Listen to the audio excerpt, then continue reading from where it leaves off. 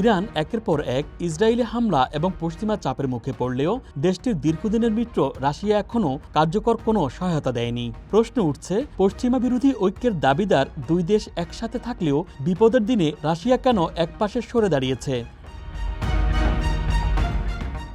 কয়েক বছর আগেও রাশিয়া ইরান সম্পর্ক ছিল পারস্পরিক স্বার্থ নির্ভর। ইউক্রেন যুদ্ধ শুরু হলে রাশিয়াকে শাহেদ ড্রোন সরবরাহ করে ইরান, যা ইউক্রেন যুদ্ধে রুশ বাহিনীর জন্য ছিল অত্যন্ত গুরুত্বপূর্ণ।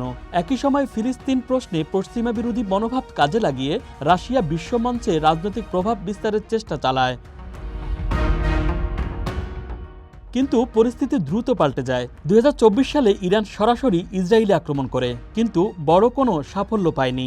বরং ইসরায়েলি পাল্টা হামলায় ইরানের ক্ষেপণাস্ত্র উৎপাদন কেন্দ্র এবং প্রতিরক্ষা অবকাঠামো মারাত্মকভাবে ক্ষতিগ্রস্ত হয়। এমনকি রাশিয়া নির্মিত S-300 সিস্টেমও নিরাপদ থাকেনি।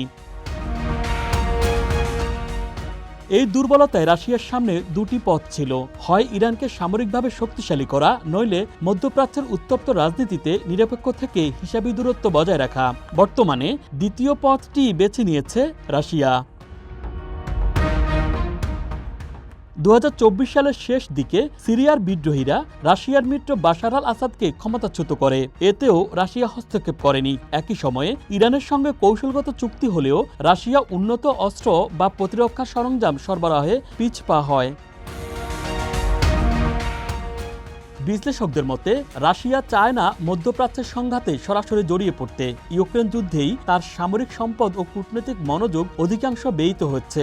তাছাড়া ইসরায়েল ও উপসাগরীয় দেশগুলোর সঙ্গে সম্পর্কের ভারসাম্যও মস্কোর জন্য গুরুত্বপূর্ণ। রাশিয়া কখনোই চাচ্ছে না ইরান পারমাণবিক অস্ত্র বানিয়ে এমন এক শক্তিতে পরিণত হোক যা মস্কোর প্রভাবকে চ্যালেঞ্জ করে। আবার একই সঙ্গে যুক্তরাষ্ট্র ইরানে সরাসরি সামরিক অভিযান চালাক, এটাও চাচ্ছে না দেশটি।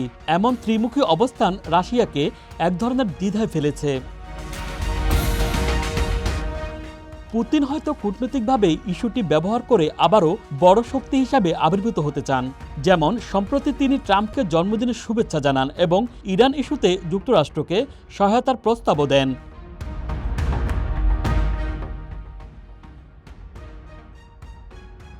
আজকের রাশিয়া ইরানকে বাঁচাতে বীরের মতো ছুটে আসবে না, এটিই বাস্তবতা। বরং ইরানকে ঘিরে রাশিয়া যে কৌশল নিয়েছে তা হলো যতটা সম্ভব লাভ নেওয়া, কিন্তু জটিলতায় না জড়ানো। এদিকে তেহরানও জানে সামরিক সংকটে রাশিয়ার সহায়তা পাওয়া কঠিন, তবে আন্তর্জাতিক ভারসাম্য রক্ষায় তারা এখনও মস্কোকে প্রক্রিয়ার অংশ করে রেখেছে।